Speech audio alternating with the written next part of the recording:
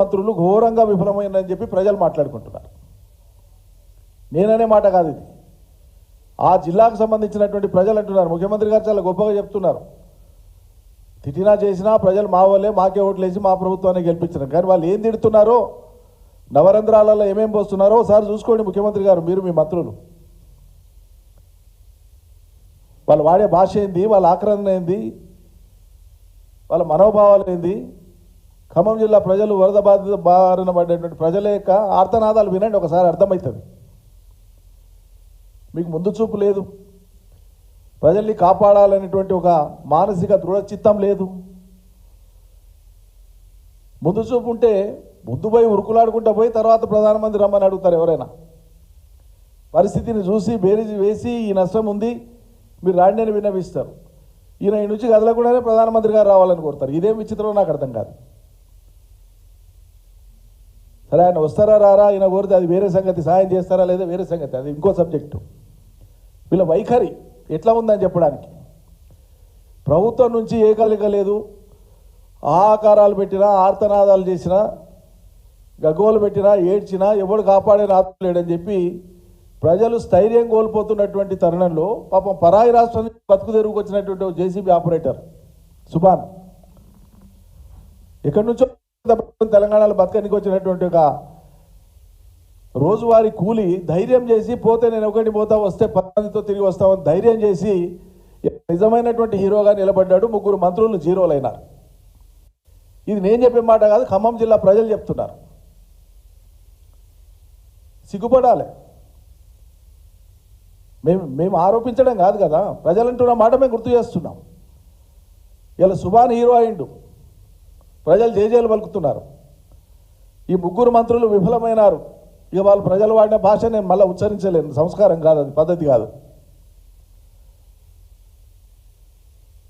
ఆ 3 వల్ల ఏం కాదు, కనీసం సుభాన్ లాంటి వాడిని, ఇంకా మీ మంత్రివర్గం పూర్తి కాలేదు కదా, ఇంకో 5-6 మందిని చేర్చుకునేది ఉంది కదా మంత్రివర్గంలో. ఇప్పట్లో మీకు సాధ్యమవుతుందో కాదో తెలియదు. ఎప్పుడు చేర్చుకున్నా సుభాన్ లాంటి ఒక సామాన్యుని పెట్టుకోండి, కనీసం ధైర్య సాహసాలతో ప్రజల్ని కాపాడేటువంటి ఒకడు ఉంటాడు మంత్రివర్గంలో. ఇది ప్రజల కోరిక. ఇది ఎక్కడున్నారు, మీరు ఏం చేస్తున్నారు, అసలు టీం వర్క్ ఉందా మీకు?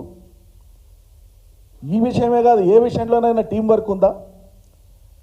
మంత్రిమండలి ఏం నిర్ణయాలు చేస్తుంది, అమలు ఎట్లా జరుగుతుంది, ఏ మంత్రి ఏం మాట్లాడుతున్నారు, ముఖ్యమంత్రి ఏం మాట్లాడుతున్నారు, ఒకసారి పునశ్చరణ చేయండి, సమీక్ష చేయండి. వెనక్కిపోయి ఒక్క రుణమాఫీ మీద ఎన్ని ప్రకటనలు చేస్తుంది, ఎన్ని పరస్పర విరుద్ధమైన ప్రకటనలు చేస్తుంది.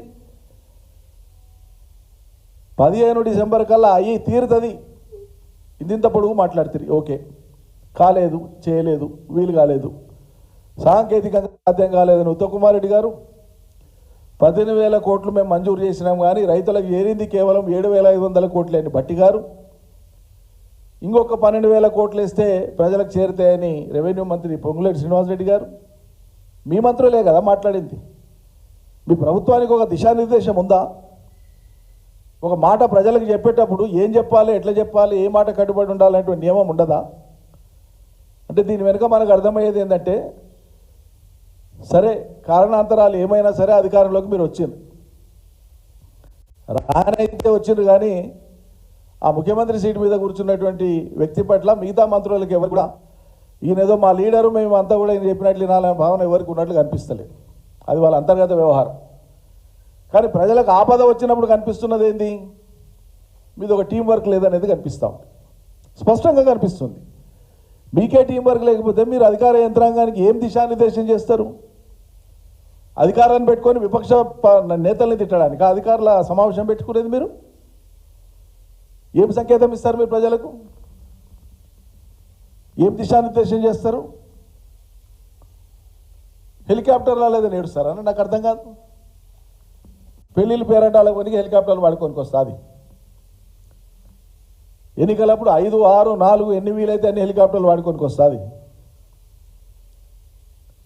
ఒక విపత్తు ముందస్తుగా ఓ శాస్త్రీయ పద్ధతిలో ఏ మోతాదులో వర్షం రాబోతుందో కూడా, అది వాయుగుండం తుఫానుగా మారి ఎంత ప్రమాదకరంగా వస్తుందో కూడా వాతావరణ శాఖ వెల్లడించినాక కూడా నష్టం జరిగినాక మీరు హెలికాప్టర్లు వెతుకుంటారా?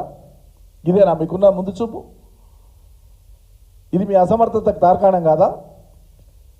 ప్రభుత్వంగా మీరేం చేయాలో నాకు అది చేయమంటే కేసీఆర్ లేడు కనిపిస్తుంది. కేసీఆర్ వ్యక్తిగా కనిపించాడు, కేసీఆర్ ఒక వ్యవస్థగా కనిపిస్తాడు తెలంగాణ సమాజంలో. అది మీకు తెలియదు, అర్థం కాదు. ఇలా లక్షల మంది కేసీఆర్లు ఉన్నారు తెలంగాణ రాష్ట్రంలో, ఒక వ్యక్తి కాదు కేసీఆర్. ఎంతసేపు ఒక వ్యక్తిగా టార్గెట్ చేసి మాట్లాడి ఏదో చిన్నగా చేసేటువంటి ప్రయత్నం నువ్వు చేస్తే నీ చిన్న బుద్ధి బయటపడుతుంది తప్ప హుందాతనం కాదు అది. బీఆర్ఎస్ యాజ్ ఏ పార్టీ, ప్రతిపక్ష పార్టీ, బాధ్యత గల పార్టీగా మా వాళ్ళు పోయినారు, రంగంలో ఉన్నారు, చేయగలిగింది చేస్తున్నారు.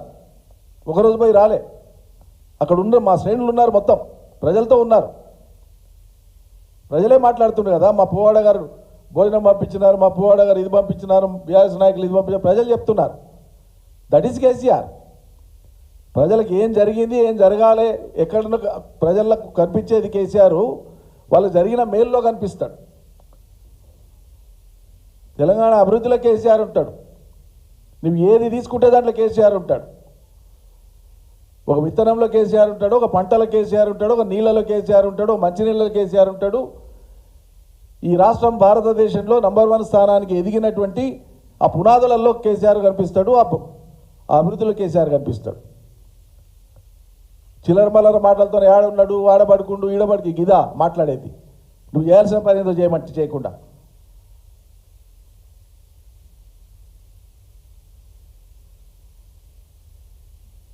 తీరా వీళ్ళు పోయి పనిచేయడానికి పోతారంటే వీళ్ళ మీద దాడి చేస్తారా? ఇదా సంస్కారం? ఒక ఆపద వచ్చినప్పుడు ఎట్లుండాలి? కలుపుకొని పోవాలి. ఇంకా రాణి తలావో చేసి ఏం చేద్దాము, ప్రజలకు చేద్దాం, ఎవరి చేత అంత చేద్దామని చెప్పాలి. ఆ ఉదారత్వం ఉండాలి. టీఆర్ఎస్ ప్రజాప్రతినిధులు ఇప్పటికే తమ వంతు చేయాల్సి చేస్తున్నారు. ఇదేం గొప్ప కాదు, ఇది మానవీయ ధర్మం మాత్రమే చేసే పని. అది కూడా నేను స్పష్టంగా ప్రకటిస్తున్నా.